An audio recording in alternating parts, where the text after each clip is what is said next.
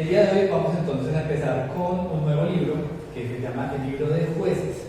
¿Alguno sabe por qué se llama el libro de Jueces? Habla sobre 12 jueces. 12 jueces. 12 o 13. 12 o 13. Creo que 12. Bueno, en el transcurso del estudio que vamos a estar viendo, vamos a ver si no fueron 12 o 13.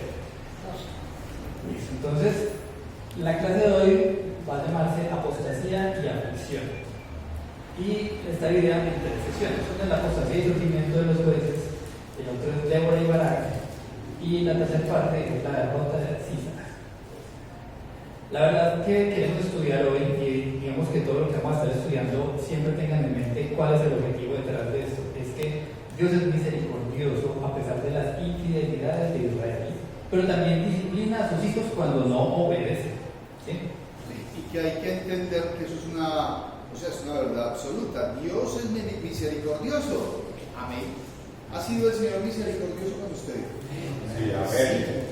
A pesar de las infidelidades, ese pueblo era infiel, pero nosotros somos infieles en muchas cosas. Pero ojo, pero también nos disciplina cuando no obedecemos. O sea, que no van a creer pues que se pueden burlar del Señor. La justicia de Dios es perfecta. Pero, hombre, el dicho al hecho, hay mucho trecho, entonces no se me adelante. Entonces, tienen.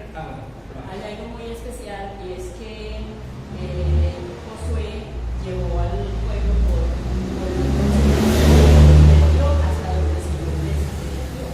Pero luego ellos quedaron ahí solos, o sea, no tenían nadie que los guiara, pues aparentemente no tenían nadie que los guiara. Y entonces, ¿qué hizo el Señor? Les nombró jueces para que ellos los fueran guiando a hacer las cosas y tuvieran a alguien quien los guiara, porque ellos habían quedado solos en la presencia de Josué.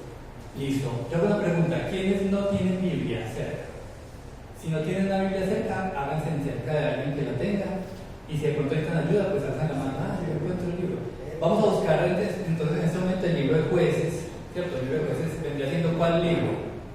¿Número qué? ¿Se recuerdan los primeros 5 libros de la Biblia? Pentateuco, Deuteronomio, sigue Josué y sigue Jueces. Vendría siendo el séptimo libro de orden.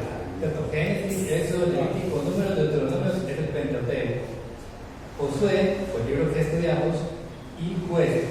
Y Jueces es un tipo de libro que histórico. Y eso creo que en este libro sobre todo se nota porque ustedes recuerdan que dijimos quién escribió el libro anterior. Josué. Directamente al final del libro dice que fue Josué quien escribió todas esas palabras y todo lo que sucedió. Por lo tanto, no infiere que el escritor del libro de Josué fue el mismo Josué. Pero ¿quién escribió el libro de Jueces? De jueces. ¿Quién lo escribió? Posiblemente Samuel. Ojo, realmente no podemos saber, porque el mismo libro no da una pista de que fue escrito por las palabras que escribió, no da una o sea, como que no realmente puede decir.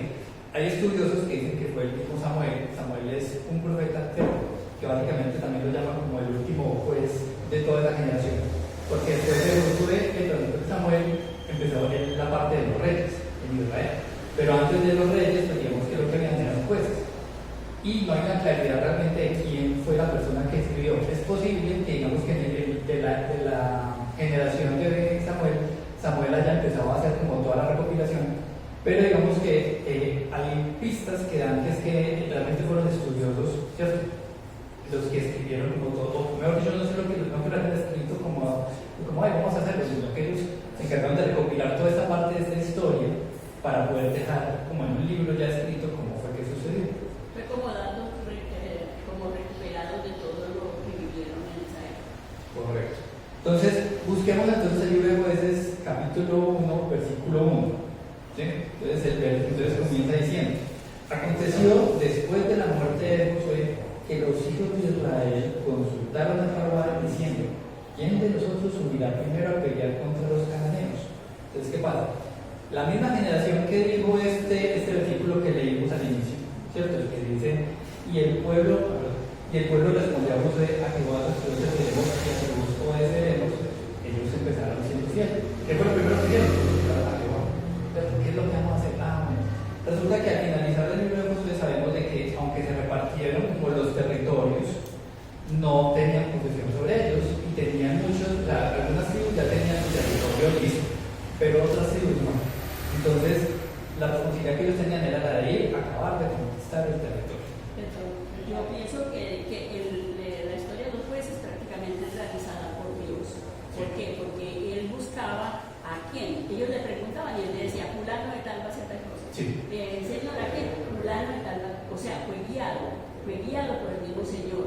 hasta que ya él fue mirando a quien delegarle cosas. Pero realmente parece ser que ese libro no es que parece, sino que ya lo conocía porque es el que dice a quien envía. Ahora, Pero él que había conquistado todo el pueblo de Israel. ¿cómo? El conquistado todo el pueblo de Israel. O sea, el pueblo de Israel tenía la labor de conquistar la tierra. Sí, sí. Y hasta la vida de Josué, ellos conquistaron una buena parte, pero no el 100%. Quedaba la responsabilidad de los que quedaron vivos, porque la muerte de Josué él simplemente repartió y dijo: yo ya estoy para morirme, y se murió, porque realmente él falleció, pero quedó en manos de los líderes del pueblo en continuar con la conquista. Pero ¿qué pasó?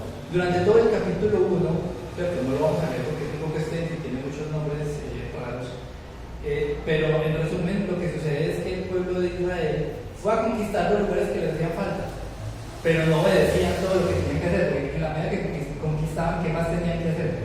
Tenían que ir echando a los que vivían en esos sitios, y ellos realmente no hacían eso. Durante todo el capítulo, si en algún momento le sacan el tiempo y lo leen con calma, se dan cuenta que básicamente el pueblo llegaba a un sitio, lo conquistaba, y en vez de convertirlo, en vez de echarlos a los que vivían ahí, los convertían en siervos. Les decían: no, usted me va a tributar y luego debemos vivir ahí, ¿cierto? Y lo vemos en diferentes secciones. Básicamente ellos lo que hacían era, por ejemplo, en el versículo 1:27 dijo: tampoco Manasés arrojó a los de Seán, ni a los de sus aldeas, ni a los de Taana y sus aldeas, ni a los de Dor ni sus aldeas, los habitantes de todos esos sitios, etc. Y el cananeo persistía en habitar en aquella tierra. Por lo tanto, ellos lo que hicieron fue que no obedecieron realmente a las indicaciones. Ellos tenían que echar a todo el mundo y al final no los echaron. Sí, y hay algo, es que el Señor fue preciso y dijo: van a ocupar esa tierra y a todos los que están allá los tienen que sacar, y lo que hay allá lo tienen que derribar. Si hay ídolos, cosas de adoración pagana, la tienen que derribar. Y resulta que el pueblo de Israel no lo hizo así, y no lo hicieron así. Alguien que por favor me esté leyendo, vamos a ir al capítulo 2 de Jueces y vamos a leer del versículo 1 al versículo 5. ¿Quién me quiere ayudar con este caso? Jueces 2, del 1 al 5. Dice la palabra del Señor, del 1 al 5. Del 1 al 5. Y el ángel de Jehová subió de Gilgal a Boquim y dijo: yo os saqué de Egipto y os introduje en la tierra de la cual había jurado a vuestros padres, diciendo: no invalidaré jamás mi pacto con vosotros, con tal que vosotros no hagáis pacto con los moradores de la tierra, cuyos altares habéis de derribar, mas vosotros no habéis atendido a mi voz. ¿Por qué habéis hecho esto? Por lo tanto, yo también digo: no los echaré de delante de vosotros, sino que serán azotados para vuestros costados, y sus dioses os serán tropezadero. Cuando el ángel de Jehová habló estas palabras a todos los hijos de Israel, el pueblo alzó su voz y lloró. Y tomaron el nombre de aquel lugar Boquim, y ofrecieron allí sacrificios a Jehová. Este Boquim quiere decir: esto es los que lloraron. Sí. Entonces, vemos de que el ángel de Jehová, el ángel de Jehová es una figura bastante interesante en el Antiguo Testamento, porque cuando ustedes lean el ángel de Jehová, digamos que nosotros entendemos, ¿cierto?, que viene siendo como un ángel. Pues un ángel, ¿quién es? Es un mensajero. Pero cuando hablan el ángel de Jehová, eso es una figura de Cristo. ¿Sí? O sea, Cristo diciéndoles a ellos como: ustedes no siguieron lo que Jehová les mandó, y por culpa de eso van a tener este castigo. Entonces podemos leer en el versículo 3: por tanto, yo también digo: no los echaré de delante de vosotros, a los pocos que quedaron, sino que serán azote para vuestros costados, y sus dioses os serán tropezadero. Entonces aquí vemos una ilustración, ¿cierto? Resulta que cuáles eran los dioses que ellos seguían en esa época. Figuras. Figuritas. Entonces, ellos los llamaban los Baales. Estos son rastros arqueológicos que han encontrado en toda la tierra de Israel. ¿Cierto? Esas eran las estatuitas que tenían. Que básicamente ellos, pues digamos que en vez de seguir a Dios, mantenían como todavía todos los vicios de los pueblos paganos que había en esos lugares. ¿Cierto? Y eso se volvió un trapezadero, de cierto modo lo podemos leer entonces más adelante en el versículo 16.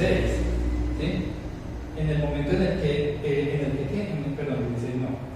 Bueno, no sé exactamente el versículo en el que lo dice, pero básicamente los. Qué pena. Es muy importante tomar en consideración algo. Estas imágenes que vemos ahí son rasgos arqueológicos, o sea, son figuras que han encontrado y que hoy por hoy están ahí. Pero eso tenía una simbología, tenía un significado para esos pueblos paganos y de idolatría, y lo traían hacía mucho tiempo, y cuando el pueblo de Israel entró a la tierra, eso estaba allá, y se empezaron a contagiar y se contaminaron, y para ellos, para muchos de ellos, se volvió normal.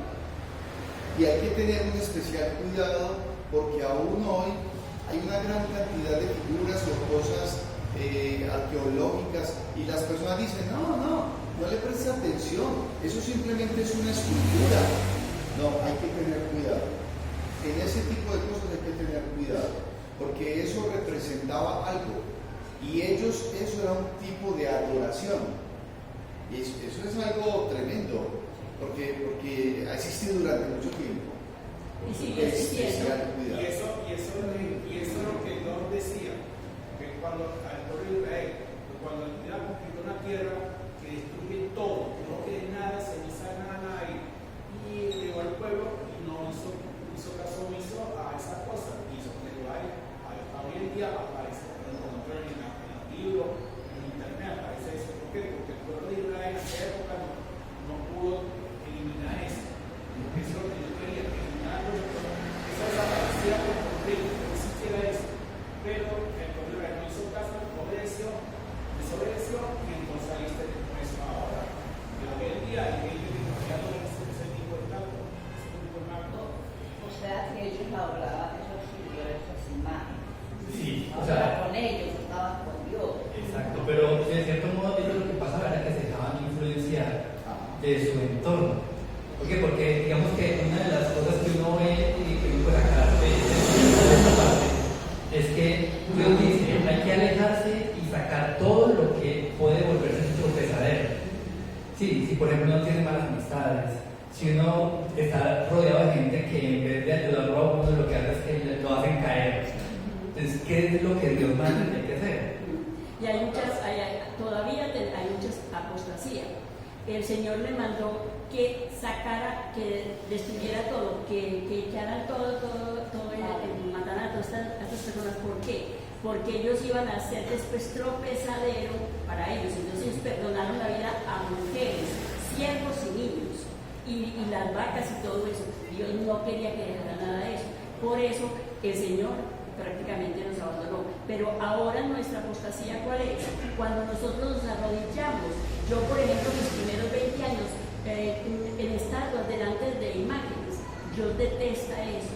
Dios no quiere que nosotros le rendamos adoración a nada, absolutamente a nada, más que a Él. Por eso es de nuestra mente, para comprender lo que estamos viendo en nuestra mente y en nuestro corazón.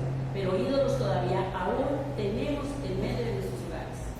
También otra cosa, ¿qué nos enseña eso?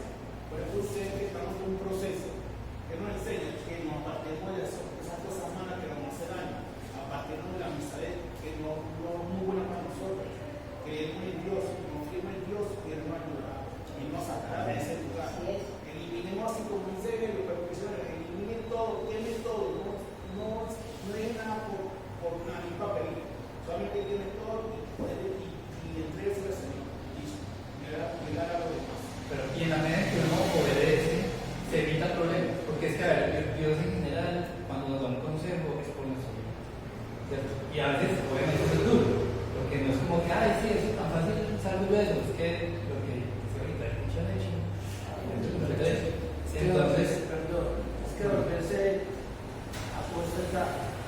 la palabra de Dios y alejarse por seguir pues una idolatría, eso es el peor error que puede hacer el ser humano, como el pueblo de Israel cada momento. Pero es que lo castigaba el Señor y se lo entregaba a los filisteos y a todos para que los castigaran, al pueblo de Babilonia, en esclavitud, por eso.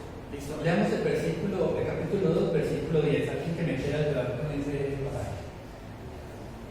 Y toda aquella generación también fue reunida a sus padres, y se levantó después de ellos otra generación que no conocía a Jehová ni la obra que él había hecho por Israel. Entonces, ¿qué pasó?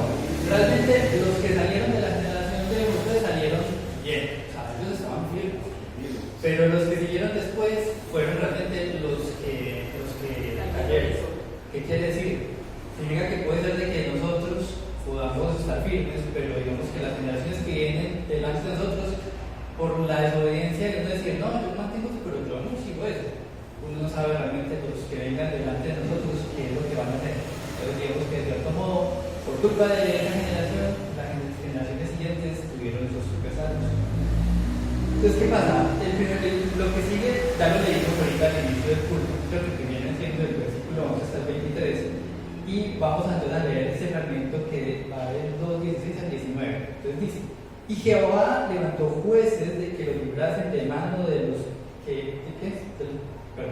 Y Jehová levantó jueces que los librasen de mano de los que les despojaban, es decir, de los pueblos que estaban alrededor, ¿cierto? Pero también entonces... digamos que esta sección es como un pequeño resumen de qué trata el libro de jueces. El libro de jueces trata de cada vez que el pueblo se alejaba de Dios, eso implicaba que primero se alejaban, después de los pueblos que estaban alrededor de ellos los azotaban y los tenían encima, y vamos a ver que los diferentes pueblos que quedaron alrededor, todos en algún momento cogían y les hacían la vida imposible, o los mataban, o les robaban, o les hacían de todo. Y en ese momento el pueblo se chillaba y decía, ay no, Dios, por favor, mándanos a alguien que nos ayude. Y entonces Dios, lo curioso es que la palabra del Salvador sí se usa mucho. O sea, mándanos a alguien que nos salve, pero obviamente ellos carnalmente decían que nos salve de estos que nos tienen aquí así encima. Pero Dios siempre les mandaba un juez, que no solo los salvaba, sino que en esa época ellos decían, cogían y se ponían fuertes con respecto a Dios. O sea, espiritualmente también les ayudaba. Y bueno, resulta que ¿cuántos jueces en total hay en el libro de jueces? Hay una discusión y la vamos a ver con uno de los jueces. En realidad se cuentan dos, ¿sí? Pero algunos dicen que pueden ser 13, pero si nos vamos al texto realmente son 2. Entonces, aquí vemos un pequeño mapa. Habíamos visto de que el pueblo de Israel técnicamente iba a conquistar toda la tierra, pero en la realidad ellos no controlaron todo el territorio.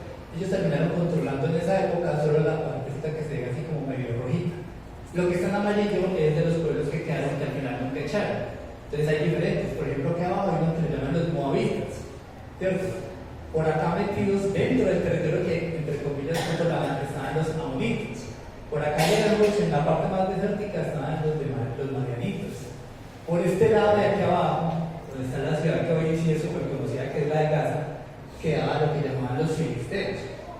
Y más hacia el norte, siguiendo por la parte del mar, estaban los de Canaán, ¿sí? Pero ¿qué pasa? Aunque aquí lo vemos aquí como rojito, la realidad es que ellos estaban mezclados. O sea, no es como que hubiera como que, ay, hasta por aquí llega no. Porque todo el tiempo, como ellos les hacían la vida imposible, ellos cogían terreno y después los otros lo recuperaban. Entonces, decir pues como así cierta cuál era como la línea, eso no se sabe. Mira, por ejemplo, el versículo 17 nos muestra la condición, dice, pero tampoco oyeron a sus jueces, sino que fueron tras dioses ajenos a los cuales adoraron, y se apartaron pronto del camino que anduvieron sus padres, obedeciendo los mandamientos de Jehová. Ellos no hicieron así. O sea, ellos todo lo que el Señor les dijo a través de las personas que les ponía delante, olvidaron todo eso y se dedicaron a hacer lo que todas las naciones hacían. Sí. Entonces, Resulta que los primeros 3 jueces que se nombran son, primero, un juez que llamó Otoniel, segundo, otro que llamó Ahod, y tercero, uno que llamaba Sangares, ¿cierto? Algunos jueces fueron, no por decir más o menos importantes, pero tuvieron más historia que contar que otros, ¿cierto? Particularmente en el caso de Otoniel. Otoniel era familiar de Caleb, ¿sí? Era familiar de Caleb y digamos que aquí me equivoqué en los versículos, no eran 2 sino que era 3. En el capítulo 3, versículo 5 al 11 se ve la historia de Caleb, de dónde salió. En general, siempre en esta sección es muy organizada y nos muestra primero cómo fue que el pueblo se desvió, ¿cierto? Y después qué es lo que hizo el juez. Entonces, en los versículos 5 al 8 estaría que los hijos de Israel habitaban entre los cananeos, heteos, amorreos, fereceos, heveos y jebuseos. Incluso dijeron, o sea, que parte de lo que hablábamos, que ellos desobedecieron y hicieron lo que no tenían que hacer. Parte de eso es que dicen y tomaron de sus hijas por mujeres, sirvieron a sus hijas, a los hijos de ellos, y sirvieron a sus dioses. Básicamente se volvieron familiares de ellos. Es como que, sí, somos amigos. Y básicamente, pues, entre ellos se casaban, y eso fue parte del decaimiento. Sí, y es bueno anotar que entre toda la lista de jueces hay mujeres, o sea, hay mujer. Débora, pregunto, ¿Tola era hombre o mujer? Hombre. Ese nombre de hombre, vea. Realmente solo hubo una mujer que fue Débora, pero ya vamos a ver con calma porque justamente la parte importante. Aquí vamos a ir un poquito rápido o constante para podernos entrar en la historia de Débora. Pero entonces dice Otoniel en el versículo 9, capítulo 3, versículo 9, dice: y entonces clamaron los hijos de Israel a Jehová, y Jehová levantó un libertador, que es acá, a los hijos de Israel, y los libró. Esto es Otoniel, hijo de Cenas, hermano menor de Caleb. Dice: y el espíritu de Jehová vino sobre él, y juzgó a Israel, y salió a batalla. Y Jehová entregó en su mano a un señor que llamaba Cusán-Risartaim, rey de Siria, y prevaleció su mano contra Cusán, por las traducciones.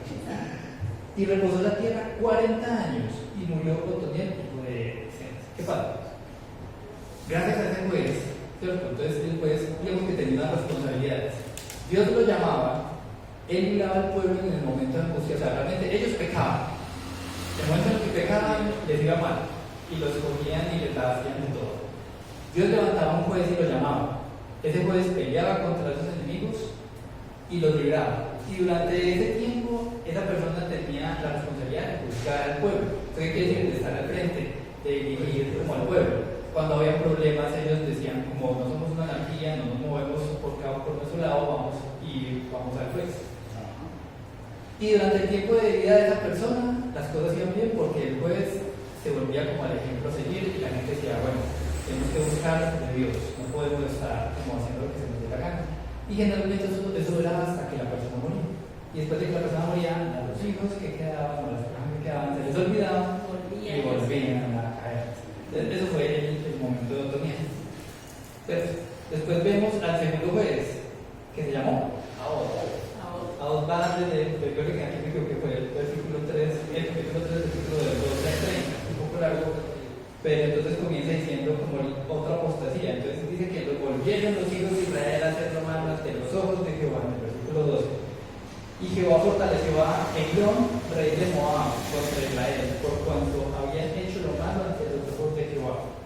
Esta historia, pues, lamentablemente es muy interesante, pero no la vamos a ver porque queremos centrarnos más bien en la historia de Débora, pero se la recomiendo que la lean porque es una historia, pero, o sea, muy de aventura, pero es una cosa increíble. Vaya que a Adón le tocó ir a meterse contra el rey de Moab. ¿Moab dónde queda? Aquí abajito, por eso la acá. Y ese señor le tocó básicamente ir a matar a ese rey. Y la forma como lo mató es increíble. ¿Por qué? Porque digamos que ese es el rey que les estaba haciendo la vida imposible. Entonces, bueno, esa parte la vamos a saltar un poquito, se la recomiendo, es muy bacana, es muy interesante de leer. Obviamente, pues digamos que como con todo lo que vemos en la historia, no es como que, yo voy a seguir esto tal cual de ejemplo, no, uno de la historia tiene que entenderla en su contexto, ¿cierto? Era un contexto de guerra y de supervivencia. A ellos les tocó hacer eso porque es que era él o ellos. Entonces, digamos que uno tiene que tener mucho cuidado al momento de leer estas historias, pero igual no deja de ser como interesante la manera como astutamente lograron meterse para poder matar a ese rey. En las lecturas podemos mirar aquí algo que aparentemente pareciera contradictorio, pero que el Señor tenía sus razones. Dice en el capítulo 3 del versículo 12 y 13, dice: y volvieron los hijos de Israel a ser lo malo ante los ojos de Jehová, y Jehová fortaleció a Eglón, rey de Moab, contra Israel, por cuanto habían hecho lo malo ante los ojos de Jehová. Este juntó consigo a los hijos de Amón y de Amalek, y vino e hirió a Israel también la ciudad de las familias. O sea, mire que el Señor se cansa de nuestros pecados. Ofendemos y ofendemos tanto al Señor hasta que el Señor llega y nos deja en manos de lo que nos está dando duro, para darnos duro para que nos volvamos a Él. Sigue siendo Dios, es el mismo ayer, hoy y para siempre. Ahora que le dice lo de la ciudad de las palmeras, ¿algunos saben cuál es la ciudad de las palmeras?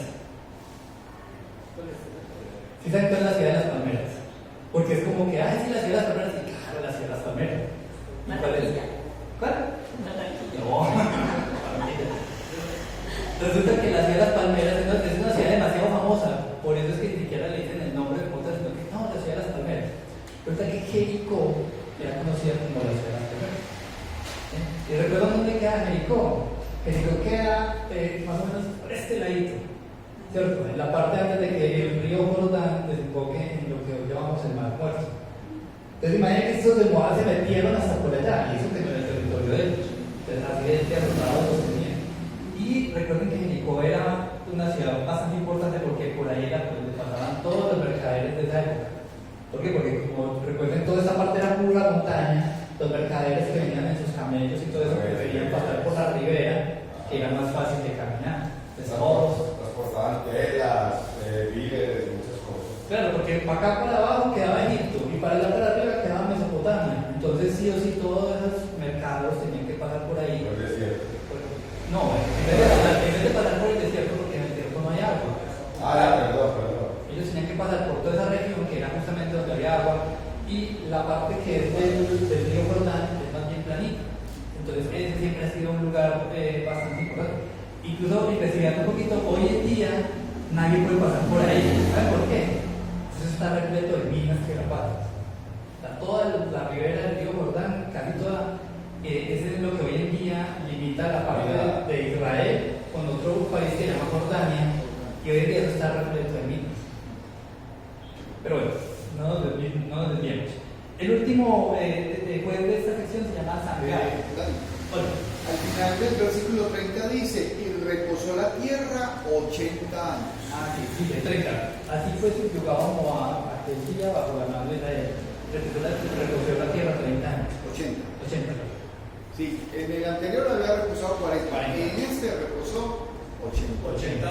Le duró más el juicio. Claro, pero también el tema es que fue porque este muchacho Ahod también era joven, entonces duró un poquito más.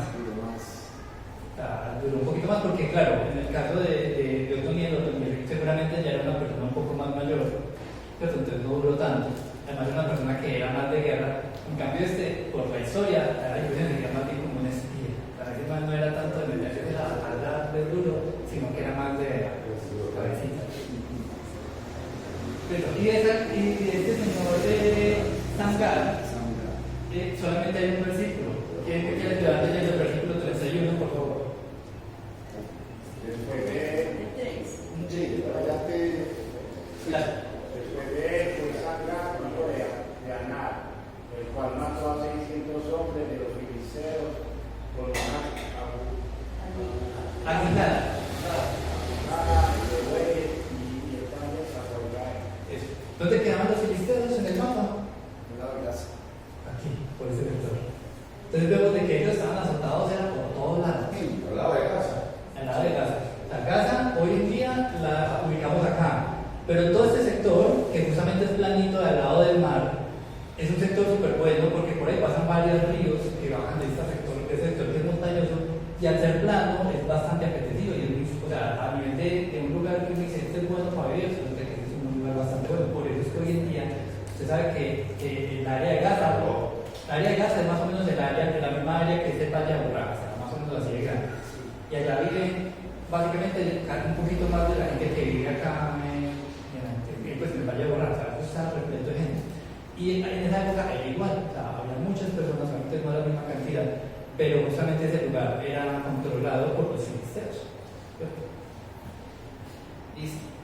Y por último tenemos a Débora.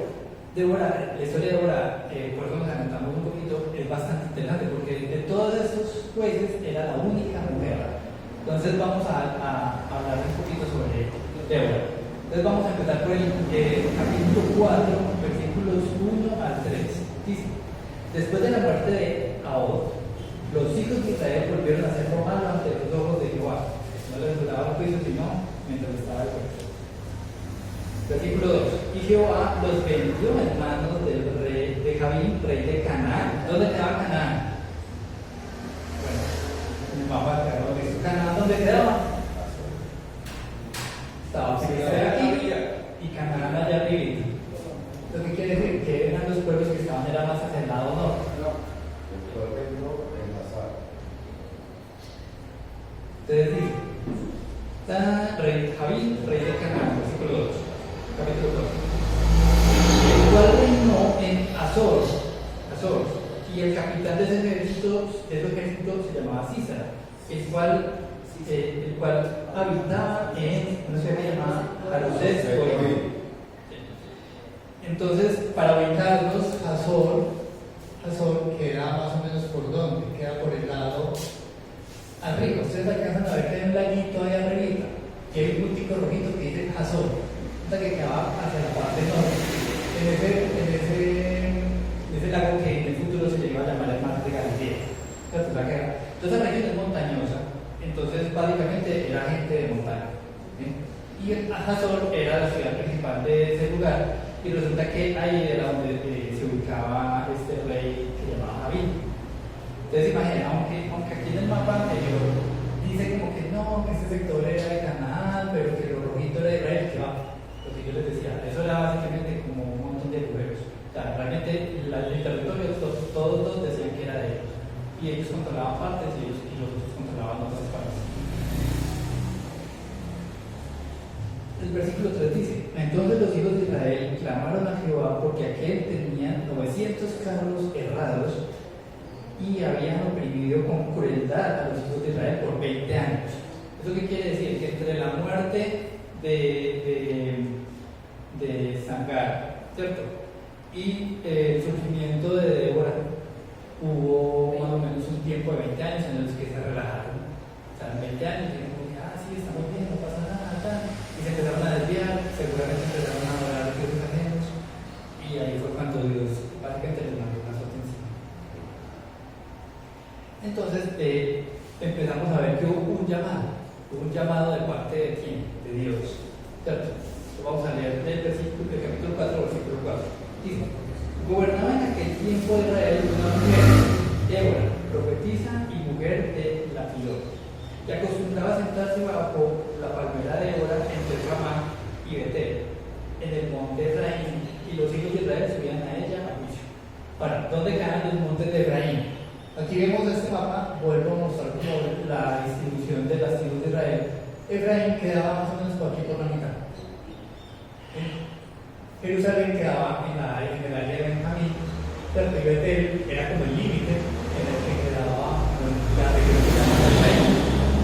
Esa región, como les decía, es montañosa, y en uno de esos montes, pues digamos que Débora era como la casa de ella, y como ella era la juez de esa época, allá la gente iba, ya sea porque tuvieran problemas o porque, ¿cierto?, era como la persona que iba al pueblo, y cuando tenían algún problema, pues. Como en consejería. Exacto, también servía como a nivel de consejería y toda esa parte. Versículo 6. Y ella envió a llamar a Barak, hijo de Abinoam, de Sedes de Neftalí. ¿De dónde quedan Sedes de Neftalí? ¿Dónde quedan Neftalí? ¿Alcanzan a encontrarlo? Arriba. Arriba en el norte. Arriba en el norte. Al lado de Azor. Entonces ella lo mandó a llamar y al le tocó bajar hasta por allá abajo.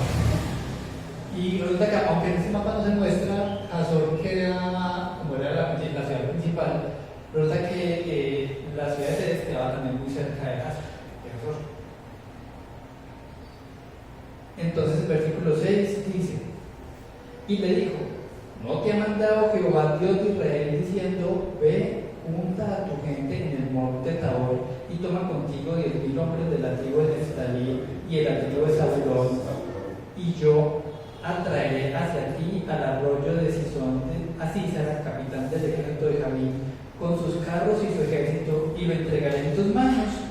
¿Eso qué quiere decir? Por el contexto entendemos de que Dios ya le había hablado al señor Barak, y el man se hizo loco. O sea, Dios ya le había hablado a él y le había dicho, usted tiene que ir a pelear, y no hizo nada. Y de cuenta de eso, Dios le dijo a Débora, haga mejor y me llama a este muchacho, porque es que no está haciendo lo que tiene que hacer.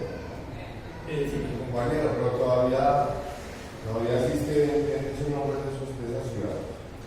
Lo que pasa es que es difícil, o sea, a ver, con el tema de las ciudades del Antiguo Testamento, algunas sí quedaron, Sí. pero como de aquí hasta eso han pasado más de como 3.000 años, porque, bueno, eso es un dato importante. ¿Aquí en qué año aproximadamente estamos? Aquí hablamos de años aproximados porque tampoco tenemos certeza, pues, por un tema de calendario, en qué año ocurrió eso. Según los estudiosos, dice que eso fue más o menos entre 1370 y 1330 a.C. Es decir, que de aquí a lo que estamos ahora, un poquito más de 3.500 años. Sí, y hay que tomar en cuenta que es una región que va a ser invadida por diferentes imperios y por grupos. Y algunas ciudades les cambiaron el nombre. Por ejemplo, el Gaza de hoy sigue siendo el mismo Gaza de siempre. Ese no cambió. Pero como a veces lo llaman la franja de casa. Sigue siendo el mismo. Pero si hay otras ciudades que cambiaron. Les cambiaron el nombre. Y algunas ciudades, por ejemplo, las derribaban por completo en diferentes momentos. Hay ciudades que, por ejemplo, aparecen durante todo el Antiguo Testamento y cuando llegamos al Nuevo, una o dos, o ya se llaman diferente o literal son ciudades diferentes. Sí. Y hay algo, hermanos, si es que miren, ahí estamos viendo todo el territorio en ese momento, pero hoy, el territorio del pueblo de Israel, no, es un pedacito. Sí. Comparado, primero todo eso era de Israel. Israel ya perdió todas estas franjas de este lado derecho. Ya eso es Jordania, Cisjordania, hacia arriba Siria, Líbano, perdón. Y hacia abajo hay otros territorios que han ido perdiendo. En el año 1948 ellos regresaron y lo que les dieron es un territorio pequeño. Y eso es por el que ellos están peleando. Pero miren cómo era de grande antes. Y lo perdieron. Eso a medida de la que eran conquista y de la ciudad cambiado. Igual que aquí en Colombia, en la época de antes de Bolívar, era una nación con 5 países la unía. Ahora estamos separados cada país por su lado. Así más o menos era utilizado. Pero no nos desviemos de la parte importante, porque digamos que el territorio es chévere para uno hacer una idea de cómo eran las cosas en ese momento, pero la parte importante no es esa. La parte importante es que Dios había llamado a Barak y el hombre no hizo caso. Entonces le tuvo que jalar las orejas de cuenta de Débora, que era la persona que era la juez realmente de ese momento. Pues se profetiza. Ustedes dicen en el versículo 8, Barak le respondió, si tú fueras conmigo, yo iré, pero si no fueras conmigo, no iré. Eso es como llama a Barak. O sea, Barak Le faltaba es un cobarde. cobarde. Claro, es que, hermanos, hay algo, mire, Débora confronta a Barak y le dice, ojo, en el versículo 6, ¿no te ha mandado Jehová, Dios de Israel, diciendo, ve y junta a tu gente en el monte Tabor? O sea, es que es Dios el que le mandó y le dijo. Y Barak llega y responde, le dice él a una mujer, le dice a Débora, si tú fueres conmigo, yo iré, pero si no fueres conmigo, no iré. ¿Qué respondió ella? Oiga, y era una vergüenza que en las batallas las librara la mujer. Eso no era debido en un pueblo donde habían hombres, entonces él tenía que acarrear, porque si ella iba con él, entonces la batalla no era de él, sino de ella. Pero a ver, o sea, aquí es importante notar una cosa, y es que esa vergüenza es un tema que tenemos como cultura. ¿Qué quiere decir? Que para que digamos que decir que una mujer va a como oigan, no, eso es un tema de hombres, ¿cierto? Pero realmente para Dios, Él tiene otros planes, ¿cierto? Y digamos que costo-eficiencia, lo que sucedió, espera hermano, que es que tenemos que adelantar, lo que sucedió, digamos que lo deja uno como pensativo, porque es como, uno como ser humano dice, es que las cosas son como son, no, Dios a veces tiene un plan diferente. Entonces vemos que en el versículo 9 dice, ella dijo, iré contigo, mas no será tuya la gloria de la jornada que emprendes, porque en mano de mujer venderá Jehová a Císara. Y levantándose Débora fue con Barak a Ceres. Entonces aquí vamos a ver que básicamente en ese momento Débora le dijo, listo, pero entonces sepa que a usted no le va a tocar como la gloria, tanto así que por eso es que Barak no se puede decir. Pero aquí vamos a ver que ustedes qué ven que se llevó realmente la gloria. Débora tampoco se la llevó. Sí, Vamos pero a ver. hay algo, hijo, hay algo importante y es, miren que este hombre responde desde su posición. Él dice, no voy a ir, si usted viene conmigo voy, o si no, yo no voy. Y ella inmediatamente le respondió, porque es que hay gente que quiere enredar, ¿cierto? Como decimos, hay conspiretos. Y entonces quieren enredar. Y Barak le está diciendo desde su temor a Débora, si usted viene conmigo, yo voy, si no, no voy. Y ella le dice, iré contigo. O sea, ahí no hay duda. Mas no será tuya la gloria de la jornada que emprendes. O sea, usted no es el que se va a llevar la gloria. Porque en mano de mujer venderá Jehová a Císara. Y levantándose Débora, fue con Barak a Ceres. Entonces vamos a leer el versículo 15 y 16. Dice, y Jehová quebrantó a Císara a todos sus carros, que eran 900, que es una de las cualquier cosita en esa época, se puede dar cuenta que le llegan con 900 tanques, los carros del equivalente al tanque hoy en día. Y Jehová quebrantó a Císara a todos sus carros y a todo su ejército a filo de espada delante de Barak. Y Císara descendió del carro y huyó a pie. Mas Barak siguió los carros y el ejército hasta una ciudad que llamaba Haroset-Goim, y todo el ejército de Císara cayó a filo de espada hasta no quedar ni uno. Entonces, pues el no es que a Barak no le tocó nada, a Barak algo le tocó, que fue básicamente la batalla. ¿De Jehová? Sí, porque es que aquí dice, y Jehová quebrantó a Císara, o sea, no es como que, ay, Barak no hizo eso, no. O sea, quedó claro que fue Jehová el que los puso en mano de ellos. Pero digamos que en esa parte Barak fue el que hizo ese trabajo. O sea, él algo hizo, no es como que no hizo nada. Un representante. Sí. Y veamos del 17 al 22 cómo realmente murió Císara. Esta historia es increíble porque digamos que aunque Barak hizo algo, pues finalmente no fue el que dio ¿cómo es lo que llaman? El golpe final. Sino que él dijo, y Císara huyó a pie a la tienda de Jael, mujer de Heber, Ceneo, porque había paz entre Javín, rey de Azor, y la casa de Ceneo. Entonces, ¿qué pasa? Porque ese rey en Azor, pues digamos que había una relación como de cordialidad entre todos, o sea, realmente como que había gente que les caía bien entre ellos, a pesar de que están todos entremezclados.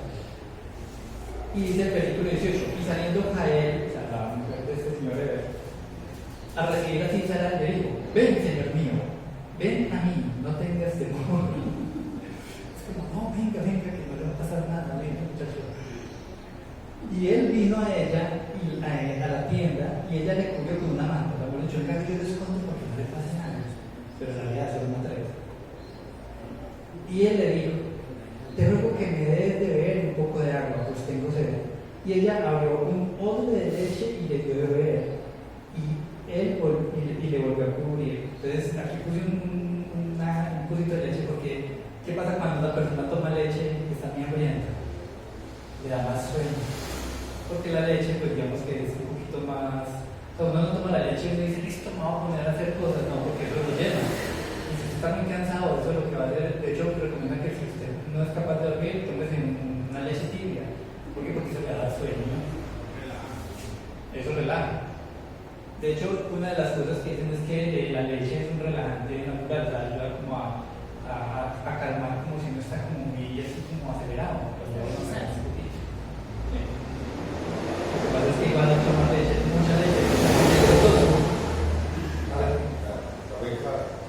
sí. Entonces dice en el versículo 20, y él le dijo, estás de la puerta de la tienda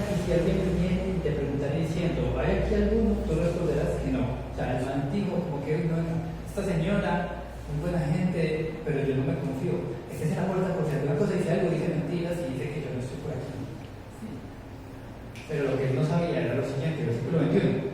Pero Jael, mujer de Eber, tomó una estaca de la tienda y poniendo un mazo en su mano, se le acercó calladamente, o sea, no, ya estaba dormido, y le metió la estaca por las sienes. ¿Dónde queda la sien? ¿Está más ahí?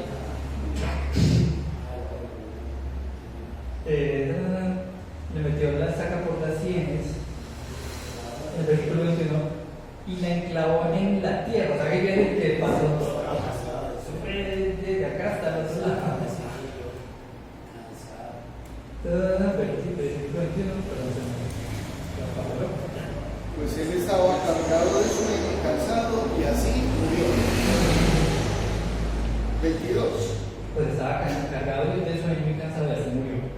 Entonces, ¿qué pasa? Finalmente la persona que mató A César. que era el jefe del ejército de esa gente, Pues ahí. fue Jael. Entonces dice 22, y siguiendo Barak a Sisera porque venían persiguiéndolo, Jael salió a recibirlo y le dijo, ven, y te mostraré al varón que tú buscabas. Y él entró donde ella estaba, y he aquí Sisera yacía muerto con la estaca por la sien. Así abatió Dios aquel día a Jabín, rey de Canaán, delante de los hijos de Israel. Y la mano de los hijos de Israel fue endureciéndose más y más contra Jabín, rey de Canaán, hasta que lo destruyeron. Entonces vemos de que finalmente esta historia, pues digamos que tiene varias partes importantes.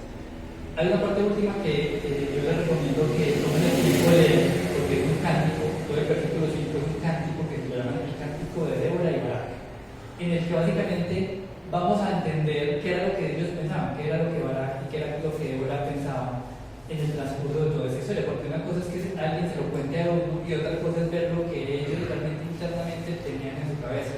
Entonces yo les recomiendo que saquen el artículo ahorita en la tarde, se leen el capítulo 5 de Jueces con calma, porque van a ser, tenemos un lenguaje poético, pues eso hay que leerlo como con la calma que requiere, pues una poesía. Sí. Porque de todas maneras aquí vemos que efectivamente Dios usa, Dios usa lo que Él quiere. Uno puede decir, es que eso solo es de hombres, no. Puede ser que Dios defina que una mujer es la que tiene que hacer algo, y si es la voluntad de Dios, pues es lo que va a hacer. ¿Qué aplicaciones podemos ver para el día de hoy? Podemos ver, cada generación necesita sus ejemplos, ¿cierto? Vemos de que el juicio a ellos les llegaba mientras había un juez que les daba el ejemplo, y cuando el juez moría, básicamente se escapeaban. Entonces, procuremos nosotros ser ese ejemplo.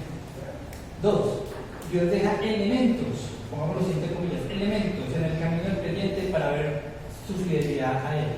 Muchas veces, a veces nos tenemos que enfrentar a una situación, por ejemplo, un domingo, veníamos a una finca, y es como, finca o ir a la... Eso. Pero uno puede decir, no, bueno, es que una vez al año no hace daño. Pero a veces también pasan otras cosas. Viene la visita, viene mi mamá, viene la tía que llevó un montón de días sin verla. Y viene a almorzar. Y el culto es a las 10 de la mañana y llegan justo a las 9:30. Y es como, la media hora que tengo con ellos. ¿Qué hago? ¿Los dejo plantados o me quedo con ellos? A veces Dios deja momentos y cosas en las que tenemos que tomar decisiones. ¿Sí? Y justamente eso lo hace Dios para medirnos como la fe, que también somos. Y por último, el poder del mundo versus el poder de Dios. ¿Qué pasa? El mundo tiene poder, ¿cierto? Pero está, de cierto modo, una responsabilidad que tenemos es buscar a Dios, porque a medida que estamos cerca de Él, Dios nos ayuda a vencer el mundo. Pero entre más nos alejamos, Dios también se aleja más.